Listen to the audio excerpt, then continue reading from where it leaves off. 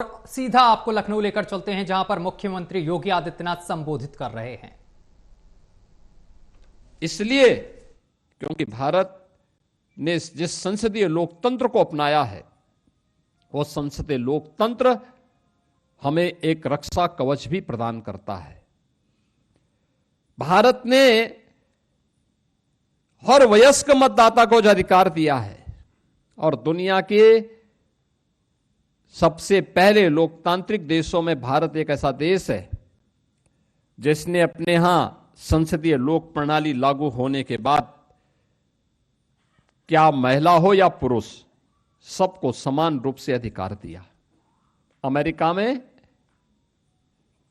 या इंग्लैंड में उनका लोकतंत्र लागू होने के कई वर्षों के बाद, कई दशकों के बाद वहां की महिलाओं को मत देने का अधिकार प्राप्त हुआ। उन देशों में कई वर्षों तक, कई दशकों तक उन चंद लोगों को ही मताधिकार का उपयोग करने की स्वतंत्रता होती थी। लेकिन भारत ने जिस दिन अपना संविधान लागू किया, पहला आम चुनाव हुआ 1952 में, तब से लेकर के लगातार बिना भेदभाव के, क्या महिला हो क्या पुरुष हो, क्या राजा हो क्या रंक हो, हर नागरिक को एक समान रूप से लोकतांत्रिक मूल्यों के अधिकार देने की स्वतंत्रता दी।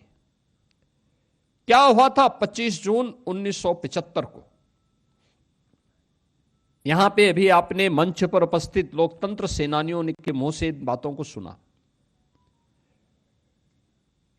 कुंवर मानवेंद्र सिंह जी हो, सुरेश खन्ना जी हो, अशोक वाजपेयी जी हो, राजेंद्र तिवारी जी हो, देवीदीन पाल जी हो, विश्राम सागर जी हो, रमाशंकर त्रिपाठी जी हो, या आप में से बैठे हुए दर्जनों वे लोकतंत्र सेनानी जिन्होंने उन पलों को जिया है, उनको झेला है और उन परिस्थितियों का सामना करते हुए आज भी अपनी जिजीविषा के साथ आप सब अपने उन मूल्यों और आदर्शों के जोले जूझते हुए कार्य कर रहे हैं। मैं इस अवसर पर आप सभी का अभिनंदन करता हूं, आपका स्वागत भी करता हूं। कांग्रेस को अपने इस कृत्य के लिए देश की जनता से माफी मांगने की भी मैं आज यहां पे मांग करता हूं। उसे माफी मांगनी चाहिए देशवासियों से, भारत के नागरिकों से, उन दलितों से, वंचितों से, गरीबों से, जिनकी आवाज बाबा साहब भीमराव अंबेडकर की लेखनी के माध्यम से संविधान के अधिकार के रूप में उन नागरिकों को प्राप्त होती है। उन गरीबों से, उन वंचितों से माफी मांगनी चाहिए जिनकी आवाज को दबाने का काम कांग्रेस ने लगातार किया है और वे चेहरे आज बेनकाब हो रहे हैं। आपने देखा होगा, समाजवादी पार्टी हो या आरजेडी, अन्य दिनों में इनकी प्रेस वार्ताएं होती हैं, इनके ट्वीट होते हैं। आज आपातकाल के इस काले अध्याय पर, संविधान की हत्या के इस दिवस पर उनका कोई ट्वीट नहीं आया।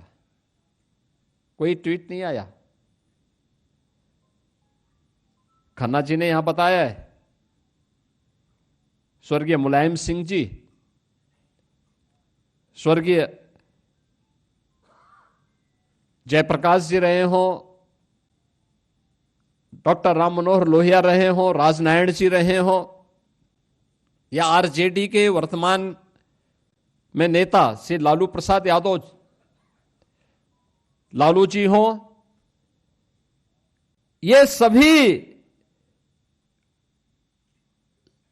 संविधान का गला घोंटने के खिलाफ किए जा रहे आंदोलन का हिस्सा थे।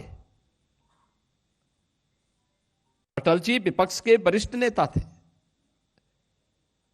सरदेय अटल जी, सरदेय लालकृष्ण आडवाणी जी, सरदेय डॉक्टर मुरली मनोहर जोशी जी, सरदेय राजनाथ सिंह जी, ये सभी वरिष्ठ नेता, राष्ट्रीय स्वयंसेवक संघ के पदाधिकारी हों, भारतीय जनसंघ के पदाधिकारी रहे हों या जनता पार्टी के।